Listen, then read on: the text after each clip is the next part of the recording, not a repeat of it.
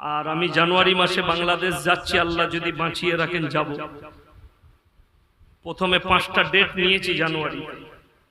আমার ভাই জেলের কুঠরিতে আমাদের দেশের অনেক মুসলমান কিংবা বাংলাদেশের অনেক ভাই এরা বলছে হাসিনা দেশ ছাড়া হয়েছে, তিনি একজন ভালো নেত্রী ছিলেন। বর্তমানে পৃথিবীতে যতগুলো শাসক আছে এর মতো অত্যাচারী শাসক বর্তমানে কেউ নেই। এতগুলো আলেমকে আয়না ঘরে ভরে রেখে এই আমির হামজার শরীরে নয়, বহু আলেমের শরীরে বিষ প্রয়োগ করেছে। এমনকি আল্লামা দেলোয়ার হোসেন সাঈদীকে বিষ প্রয়োগ করেই মার্ডার করেছে।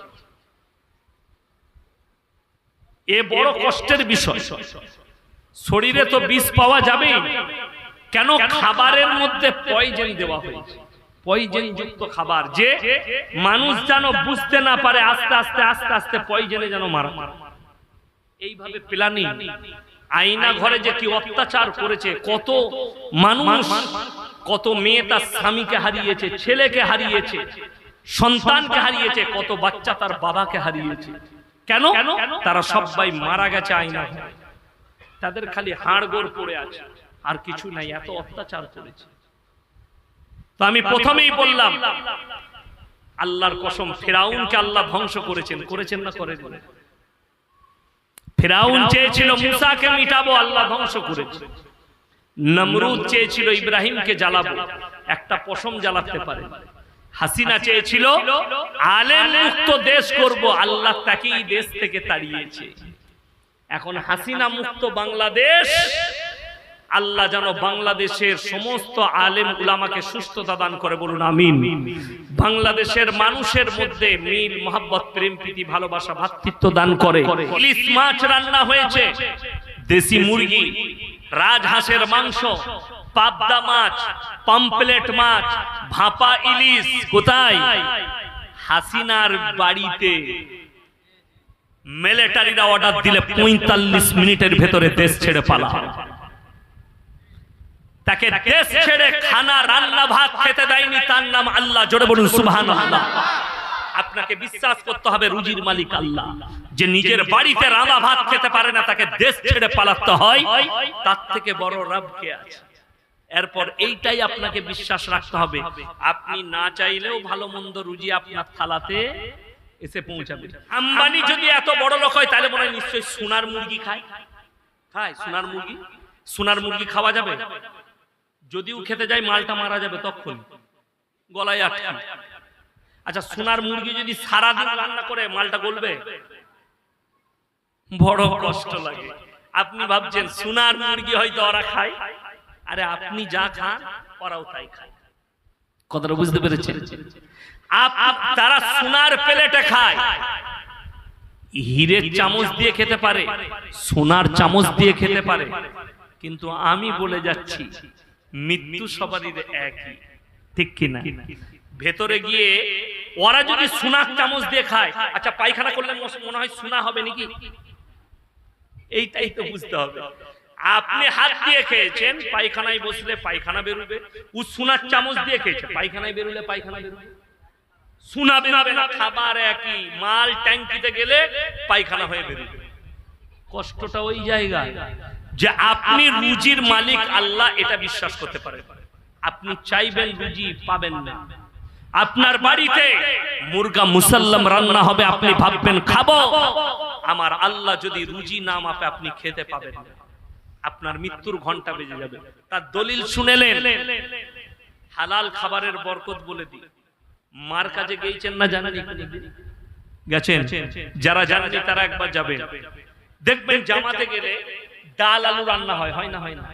তো আপনি যদি খানচাই খান, তা মনে হবে আমার বউ তো এত ভালো রাঁধতে পারে না, কি করে রাঁধবে?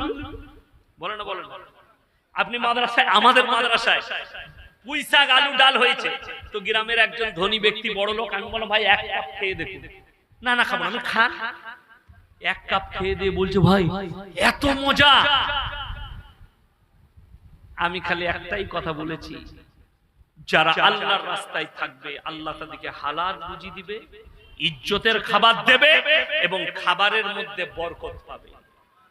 আপনি যদি মার কাছে যান, পুঁই শাক আর আলু ডাল ভাত খান, আপনি বাড়িতে এসে দেশি মুরগি দিয়েও ওই মজাটা পাবেন না। এখন বড় কষ্ট লাগে। অনেকজন বলছে, আমাকে একজন প্রশ্ন করেছিল আমাদের বর্ধমান জেলায় মেমারিতে কাগজে লিখে যে হুজুর, আল্লাহর হাবিব সাল্লাল্লাহু আলাইহি সাল্লাম তো বেঈমান কাফেরকে দাওয়াত দিয়েছিল, এটা কিন্তু সত্য? সত্য না সত্য নয় কথা বলে? নবীজি কিন্তু মুসলমানকে দাওয়াত দেয়নি। তার একটা হিস্ট্রি শোনাচ্ছি। আজকে কেন মুসলমানের দরজায় গিয়ে বলতে হচ্ছে নামাজ পড়ো, আর কেন প্রয়োজন আছে এটাও আজকে বুঝিয়ে দিয়ে যাচ্ছে। আমার গ্রামে আমি যখন মাদ্রাসা থেকে বাড়ি যাই, ওখানে 35 থেকে 40 ঘর দাস আছে। কি বললাম? দাস। দাস মানে অন্য জাতি। তো তাদের একটা ছেলে প্রত্যেকদিন মদ খেয়ে রাতের বেলায় গালি গোলজ মাতলামি করে, বাড়িতে অশান্তি করে। তো আমি বাজারে একদিন তাকে পেলাম, শোন এখানে, তুই এই যে রাতের বেলায় মাতলামি করিস কত ক্ষতি জানিস মদ খেলে? বলে কি? আমি বললাম তোর পয়সার ক্ষতি, অর্থের ক্ষতি, তোর ক্যারেক্টারের ক্ষতি, তোর পারিবারিক ক্ষতি, তোর সামাজিক ক্ষতি, তোর শারীরিক ক্ষতি। সে কি উত্তর দিল জানে?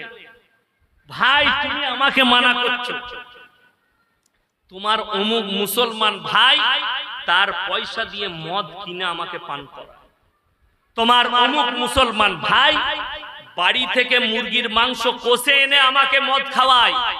আপনি বলুন তাকে দাওয়াতটা দেবো না আমার মুসলমান ভাইকে আগে দেব? কথাটা বলেন। এই মুসলমানকে দিতে হবে যে হাই রে মুসলমান। কোন মুসলমান জানে না মদ হারাম? কথা বলেন, সবাই জানে না? জানে না। তারপরেও যদি মদ খায় তাকে বলবে কে? তাকে বলবে কে? আমার গ্রামে আসুন, আমি ছোটবেলায় যাদিকে বাগদি পাড়ায় মদের ফাঁটিতে বোতল নিয়ে সারাদিন মদ খেতে দেখেছি, আল্লাহর কৃপায় দাওয়াতের মেহনতে সেই মানুষগুলো আজকে ফাঁস কাতারে তসবিহওয়ালা তাহাজ্জুদ গুজার। আপনি অবাক হবেন, তাদেরকে দেখলে চোখের পানি বেরোয়। মাঝে মাঝে আব্বা জানের কাছে এসে বসে, সাল চিল্লার সাথী জীবন তাদের পরিবর্তন হয়ে গেছে, তাদের হিস্ট্রি। এলাকার লোক ভয় খেত সেই টিমটাকে। আমার গ্রামে আপনি বর্ধমান জেলায় গিয়ে খালি আমার পুরসার যদি নাম করেন, আজ থেকে 30 বছর 40 বছর আগে রাতের বেলায় গাড়ি পার হতে ভয় খেত আমার পুরসার উপর দিয়ে। আজকে আল্লাহর কৃপায় জানেন গাড়ি পাল্টি হলে 30 বছর আগে সেই গাড়ির একটা পার্টস খুঁজে পাওয়া যেত না। আজকে যদি কোনো গাড়ি পাল্টি হয় তা জানবে, সে মনে মনে করবে আমার সমস্ত মালের হেফাজত হয়ে গেল, এখানে কোনো অসুবিধা নেই। ওই মানুষগুলোই তো খালি মেহনত করা হয়েছে, তাদের পেটে সময় দেওয়া হয়েছে, যার কারণে। আরে ভাই অনেকজন বলছে এরা ফিস্টি করতে এসছে। আরে ভাই তুই একটা ফিস্টি করে একজনকে একটু নামাজি করে দেখা না। কথাটা বুঝতে পারেন? তুই ফিস্টি কর, আমি পয়সা দেবো ফিস্টি করা। তুই একজনকে দাওয়াত দিয়ে দেখা। তুই তো দাওয়াত শুধু খেয়েই গেই। আমি খালি অবাক লাগে, এই জলসা আমাদের হচ্ছে হচ্ছে না হয়নি? আচ্ছা আমাদের মুসলমানদের তেহার কটা? ঈদ কটা বললাম? ঈদ, সবাই বলো ঈদ, বকরা ঈদ, বুঝতে পেরেছে? আর মুহররমের রোজা রাখতে হবে। কিন্তু অবাক লাগে আমাদের দেশে, কি বুঝলেন, মুহররম, রজব, গজব, বিরিয়ানি, পোলাও, হালুয়া, রুটি, লে চালা, শবে বরাত, অমুক তমুক, ফাটাফাটা। অবাক লাগে এতগুলো পালন করবে কি করে? আমার ভাই শবে বরাতে রোজা রাখবেন, সবাই রাখবেন, জোরে বলুন ইনশাআল্লাহ। কিন্তু আমি বলে যাই, শবে বরাতের রোজা কেউ যদি না রাখে গুনাহগার। কেউ যদি কোনো মৌলবি যদি বলে রোজা রাখতে পারেনি বলে সে গুনাহগার, আমি চ্যালেঞ্জ ছুড়ে বললাম তার মধ্যে ইলম কালাম নেই। এমন কি এই রোজার জন্য কেউ চাপ দিতে পারবে না কেউ কি যে রোজা রাখতেই হবে তোকে, এটা হচ্ছে বেদাত কথা। বড় নেকি আছে, যে রাখবে সে নেকি পাবে। কেউ যদি অসুস্থতার কারণে এমনি রাখতে পারে না তা আলাদা কথা। আমি একবার শবে বরাতে রোজা রাখি, আমার এক আত্মীয়র বাড়িতে গেছি বর্ধমান জেলায় শবে বরাতের দিনই। এরপর আমি যাওয়া মাত্র আমাকে চা ডিম ফিম দিয়েছে, আমি খাচ্ছি। আর পাড়ার দুটো বুড়ি মেয়ে চলে এসছে, ওদের থেকে তো বড় মূর্তি কেউ নাই। এসে বলছে বাবা ইয়াসিন সাহেব তুমি রোজা রাখো না? বলো না খালা আমি পারি না। আমরা বাবা শবে বরাতের রোজা রুটি হালুয়া ছাড়ি না। আমি বললাম রমজানে? বলে বাবা রমজানের 15টা বেশি পারি না। তুমি কেলানি খাবে আর আমি জান্নাতে যাবো। আমি রমজানে ছাড়ি না, তুমি শবে বরাত ছাড়ো না, রমজান ছেড়ে দাও। রমজানের 30টা রোজা কি ফরজ? আচ্ছা শুনেছেন কোন একটা মসজিদে এলান করতে ইমামকে কখন? ফজরের সময়। আমার ভাইয়েরা মুসলমানরা, আপনারা উঠে পড়ুন। একটা রোজা যদি কেউ নিজে থেকে ছেড়ে দেয়, সারা জিন্দেগি রোজা রাখলে হাদিসে আছে তার মসুল দিতে পারবে না, সমকক্ষ হবে না। এরকম এলান কোন মসজিদে হয়? হয় না। কিন্তু আমাদের দেশে সবার আসসালামু আলাইকুম মায়েরা বোনেরা, আজকে রাত্রে নামাজ পড়বে। একটা মেয়ে আমাকে ফোন করে বলছে হুজুর কি নিয়ত করবো? আমি বললাম তুই নিয়ত কর আজ রাতেই মরবো। শবে বরাতের নামাজের আবার নিয়ত কি? আরে নফল নামাজ পড়লে নফল নামাজের নিয়ত কি নিয়ত হবে? আল্লাহ আমি 2 রাকাত নফল নামাজ পড়ছি, আল্লাহু আকবার, বাস। কি বলছে আলাদা নিয়ত। এই মেয়েদের আমাকে সেই দিন একজন ফোন করেছে, হুজুর কি ব্যাপার আপনি মাদ্রাসায় আছেন? আছি।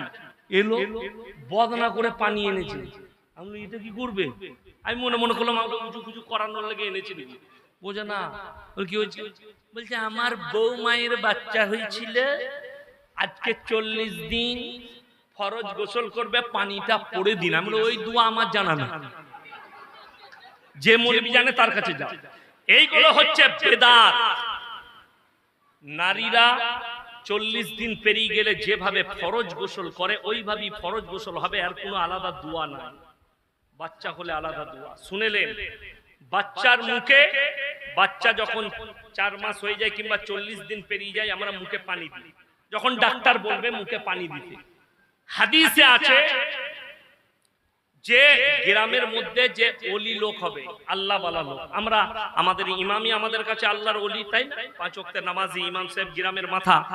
তো আপনি বাচ্চাকে ইমামের কাছে নিয়ে যান। হাদিসে আছে খেজুরটাই নবীজি করেছেন, খেজুরটা মুখে একটু চিবিয়ে বাচ্চার মুখে ভরে দিয়েছেন, একটু পানি দিয়েছেন বিসমিল্লাহ বলে, বাস এটাই মুখে পানি দেওয়া, আর কোন সিস্টেম নাই। নবীজি কি করেছেন? এটা নবীজির সুন্নাত। নবীজি বাচ্চাদের মুখে খেজুর চিপিয়ে দিয়ে দিতেন। আপনি ইমামকে বাড়িতে ডেকে নিয়ে যান, মুয়াজ্জিন সাহেবকে নিয়ে যান, খেজুর চিবিয়ে মুখে দিয়ে দিবে। আমাদের সমাজটা শেষ হলো কি করে জানেন? হাদিসুন নিসাই, খালি মেয়েদের হাদিস। আপনি জিজ্ঞেস করুন। আমাকে মুর্শিদাবাদ থেকে একটা ছেলে ফোন করে বলছে হুজুর আমাবস্যার রাতে কি বিয়ে করা যাবে? আমি বললাম মোটেই করিস না, কালো ছেলে হবে। কি বলবো? জিজ্ঞেস করুন, আমাদের কাছে কোনো হাদিস নাই। আমাদের কাছে যদি নেন সব দিনটাতেই বিয়ে করা যাবে, আল্লাহর কাছে সব দিনটাই সমান। জোরে বলুন সুবহানাল্লাহ। কোন দিনটা খারাপ নেই। আপনার যদি মনে হলো আপনার ছেলে আমেরিকায় থাকে, লন্ডনে থাকে, আরবে থাকে, বোম্বেতে থাকে, ঈদেতে বাড়ি এসছে, সময় নাই, ঈদের পরের দিনে চলে যাবে, আপনি ঈদের নামাজ পড়ে, জোহরের নামাজ পড়ে ইমাম সাহেবকে ডেকে নিকাহ পড়িয়ে দেন, কোনো গুনাহ নাই, নিকাহ পড়ানো হবে। এই 12ই রবিউল আউয়াল আল্লাহর হাবিব সাল্লাল্লাহু আলাইহি সাল্লাম দুনিয়াতে এসেছেন। কিছু ভণ্ডদের আকীদা এই মাসে বেটা বিটির বিয়ে দেওয়া যাবে না, এই মাসেই নবীজি জন্মগ্রহণ করেছেন, মৃত্যুবরণ করেছেন। এই আকীদা, এটা হচ্ছে কাঁচা বেদাত এবং মিথ্যা আকীদা, এগুলো কুসংস্কার। আপনি এই মাসে বিয়ে দেন, বরকত বেশি পাবেন। জোরে বলুন সুবহানাল্লাহ। কেউ যদি বলে, অনেকে বলে মুহররমে চলবে না, কেন? বলে হযরতে হোসেন এই মাসে শহীদ হয়েছে, তবে তুই শহীদ হবি? কষ্টের বিষয়। কে বললে করা যাবে না? বড় কষ্ট লাগে। আমি যেদিন বিয়ে করেছি আমাবস্যা ছিল, 27শে ফাল্গুন আমার বিয়ে হয়েছে, আমাবস্যা। মেয়েদের কুসংস্কার শুনলে হেসে মরে যাবে। আমি গেছি বিয়ে করতে, তো আমার কাছে কেউ ভয়ে আসেনি। একজন এসে বললে সম্পর্কে শালি হয়, হুজুর আপনি কিছু মানেননি, তবে আপনাকে একটা কথা করতে হবে, কাজ করতে হবে। কি?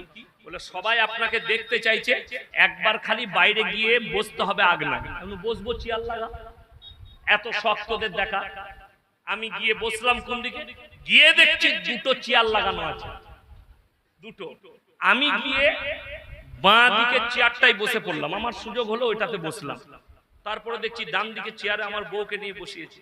আর বুড়ি মেয়েরা বলছিল জামাইকে ডান দিকে বসতে হয়, বাঁ দিকে বসলে ছাড় হয়ে যাবে। আমি বললো আমারটা আগে হোক।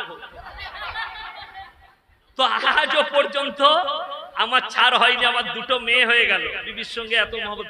ওই দাদিগুলোকে দেখলে মাঝে মাঝে বলি, খালা এখনো ছাড় হয়নি। বলি কি জানিল, এমন তোরা কবরে যালো বুঝতে পারে, তোদের কেলানি আলাদা রাখা আছে। এগুলো হচ্ছে হাদিসুন নিসা। কষ্টের বিষয় এইটাই, মেয়েদের পেটে বাচ্চা থাকলে সূর্য গ্রহণ হলে বলছে কোনো কাজ করতে নাই, এটা কাঁচা শিরকের কাজ। শিরকি কে বললো আপনাকে কোনো কাজ করতে নেই? আপনারা বলুন, সূর্যের মালিক কে? চন্দ্রের মালিক কে? গ্রহণ কে লাগিয়েছে? আল্লাহর হুকুমে। তাহলে চন্দ্র সূর্য কি করে আপনার ক্ষতি করবে? আপনার আকীদা বেঈমান কাফেরের আকীদা। এই আকীদা জায়েজ আকীদা নয়। একমাত্র সন্তানের মালিক কে? আল্লাহ। আপনাদেরকে কোরআন শুনিয়ে দিই, আমাদের অনেক মহিলারা যে মারা আমার বয়ান শুনছেন, কষ্ট একটাই, মেয়েরা স্বামীকে মজবুর করে দেয়। কি ব্যাপারে? ধরে নেন বিয়ে হয়েছে 1 বছর 2 বছর 3 বছর, বাচ্চা হচ্ছে না, ডাক্তার দেখাচ্ছে বাচ্চা হচ্ছে না, ওষুধ খাচ্ছে, দোয়া দরুদ করছে, বাচ্চা হচ্ছে না।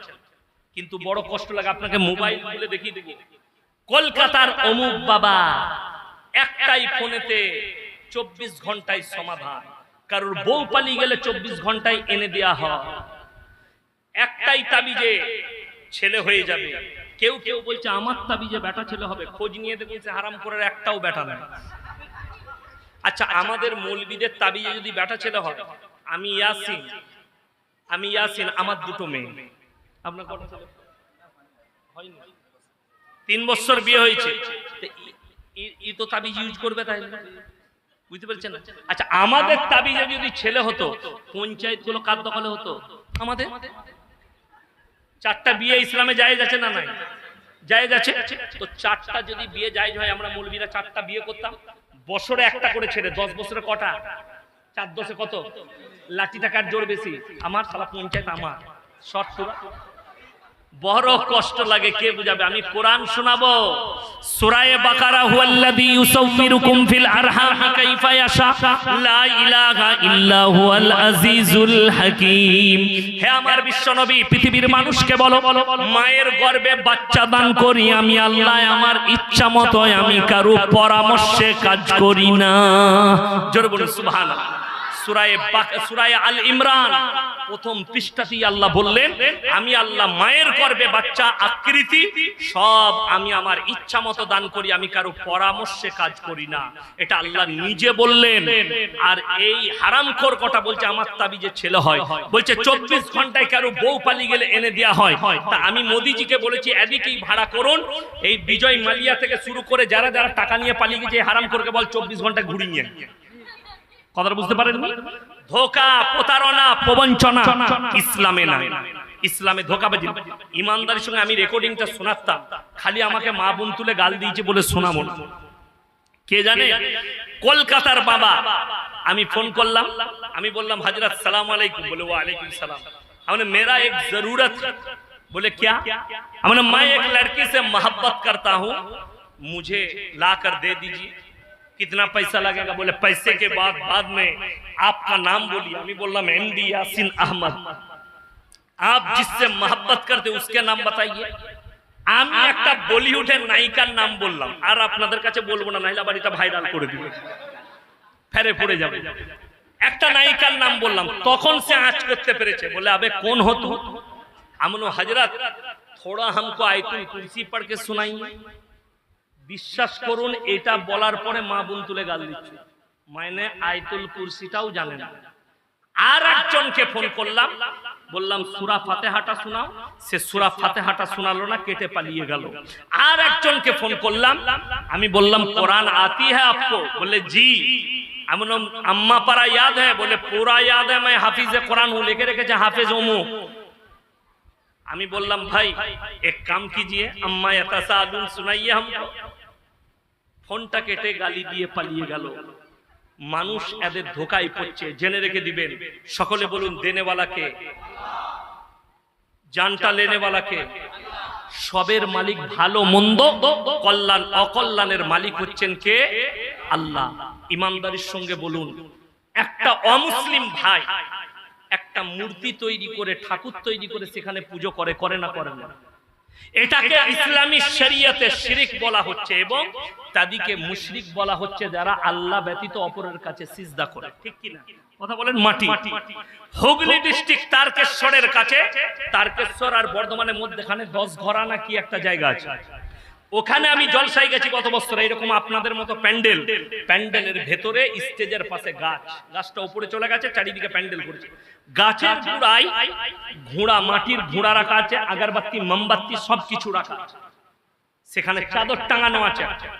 আমি স্টেজে গিয়ে বললাম, বাবা তোমাদের এখানে হিন্দু মুসলিম ভাইদের মধ্যে খুব মহব্বত, তারা এখানে পুজো করে আর তোমরা এখানে জলসা করছো। বলে হুজুর ওটা আমাদেরই। আমরা তোরা কি করিস বে?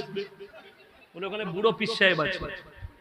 আমি তাদেরকে বললাম, ইমানদারির সঙ্গে বলুন, একটা অমুসলিম ভাই মাটির মূর্তি তৈরি করে যদি পুজো করলে সে যদি মুশরিক হয়ে যায়, তুমি মাটির ঘোড়ার সামনে সিজদা করলে তুমি কি করে মুমিন হতে পারো? কোরআনের একটা দলিল দাও। আর যদি বলেন হুজুর আপনি দেন, যাদের বাড়িতে মানে কোরআন আছে ছুটে যান আর কোরআনটা দেখে আসুন। 17 পারা, কত পারা বললাম? একবারই শেষ পৃষ্ঠা, 17 পারা শেষ পৃষ্ঠা। আল্লাহ রাব্বুল আলামিন কোরআনে বুঝালেন পৃথিবীর মানুষকে, হে নবী বলে দাও, ইয়া আইয়ুহান নাসু যুরিবা মাসালুন ফাসতামিউ লাহু ইন্নাল্লাযীনা তাদউনা মিন দুনিল্লাহি লা ইয়াখলুকু দুবাবান ওয়ালা বিজতামাউ লাহু ওয়া ইয়াসলুবুহুমুদ দুবাবা শাইআন লা ইস্তানকিদুহু মিন। হে আমার বিশ্ব নবী, পৃথিবীর মানুষকে বলে দাও, তোমরা যাদের কাছে আল্লাহ ছাড়া ভালো মন্দ চাও, তাদেরকে জিজ্ঞেস করো, তারা একটা মাছি পর্যন্ত সৃষ্টি করতে পারে না। মাছি সৃষ্টি তো দূরের কথা, মাছি যদি তাদের কাছ থেকে কোনো জিনিস ছিনিয়ে নিয়ে যায়, সেটা উদ্ধার করার মতো ক্ষমতা নেই। তারা হচ্ছে শক্তিহীন, আর আমি আল্লাহ হচ্ছি গোটা পৃথিবীর শক্তিশালী। সুবহানাল্লাহ। আপনি যার কাছে চাইছেন তার কি ক্ষমতা আছে আগে দেখুন, ইমানদারির সঙ্গে বুঝবেন। আমি ইয়াসিন বেঁচে আছি না? আচ্ছা, এখন যদি আমাকে এই দুপাশ থেকে কেউ মারতে আসে, আমি আটকাতে পারবো না? পারবো। আচ্ছা, আমি যদি মরে যাই আর ইনারা মারে, আমার আটকাবার ক্ষমতা থাকবে? আমাদের দেশের ভন্ডরা বলছে মৌলবীরা মরে গেলে পাওয়ার বেড়ে যায়। হুজুর মরে গেছে, পাওয়ার বেড়ে গেছে। যা বুঝে করগা, পাওয়ার কি করে বাড়লো? বেঁচে থাকতে লড়তে চড়তে পারছিল না।